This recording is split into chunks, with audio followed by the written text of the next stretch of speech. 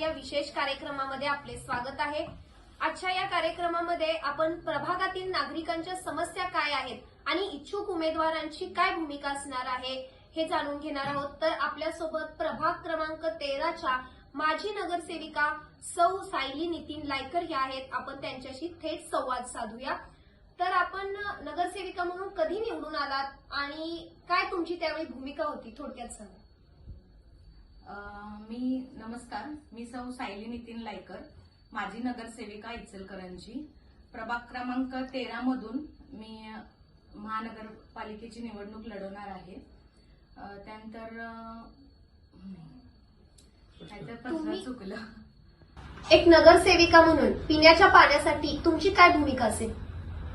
पिण्याच्या पाण्यासाठी सगळ्यात मोठा प्रश्न आज जो इचलकरंजी शहरात होत आहे तो पिण्याच्या पाण्याचा आहे। त्यासाठी मला असं वाटते की पंचगंगा नदीचं जे पात्र आहे ते खोल करायला पाहिजे, जेणेकरून पाण्याचा साठा हा पावसाळ्यात जास्त व्हायला पाहिजे। उन्हाळा चालू झाला की बघतोय आपण पात्र आपल्याला लगेच वरती दिसायला चालू होतं, तर पात्र पहिला खोल करण्याचं काम हे प्रामुख्याने मी याच्याकडे लक्ष देईन। त्यानंतर माझ्या भागात मी 6 बोरिंग आमदार फंडातून मारलेले आहेत। त्यानंतर 3 फिल्टर हाऊस आपण प्रकाशांना आवाडे साहेब आणि हळवणकर साहेब यांच्या माध्यमातून आपण 3 फिल्टर हाऊस सुद्धा चालू केलेले आहेत। ठिकाणी महापूर होता, त्या महापुरा परिस्थितीतील जेवढ्या अंगणवाड्या होत्या त्या अंगणवाडीच्या मुलांना, लहान मुलांना आम्ही कपडे, त्याच्यानंतर आम्ही शाळेचं सगळं सामान, जे 15 ते 17 अंगणवाड्यांच्या मुलांना आम्ही 300-350 मुलांना आम्ही सगळे मोफत दिलेले आमच्या ट्रस्टमार्फत। याचबरोबर तुमची सामाजिक बांधिलकी म्हणून तुम्ही काय भूमिका बजावली आहे?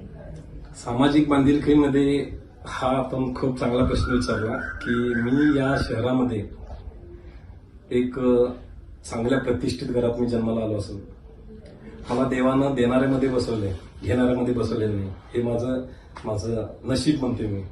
माझ्याकडून समाजामध्ये ज्या काही जयंत्या असतील, साठे जयंती, शाहू जयंती, रमजान, ईद, शिवजयंती, बकरी ईद असू दे, रमजान असू दे, ह्या सर्व समाजातल्या लोकांसाठी आजपर्यंत माझ्याकडून भरघोस देणग्या देण्यात आलेल्या आहेत। तसेच मुस्लिम समाजासाठी सुद्धा दरवर्षी मी माझ्या इथल्या नुरानी मशीदमध्ये जाऊन आम्ही इफ्तार पार्टीचे नियोजन करत होतो।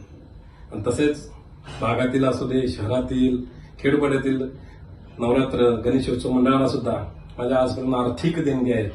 हे सर्व म्हणजे लोकांना, म्हणजे सर्वांनाही माहित आहे, हे मी आजपर्यंत करत आलेलं निस्वार्थ म्हणून केलेलं आहे। केल्यानंतर माझ्यासाठी कोण करतील हा मी कधीच विचार केलेला नाही आणि आजपर्यंत मी करत आले, यापुढे करत राहणार। धन्यवाद।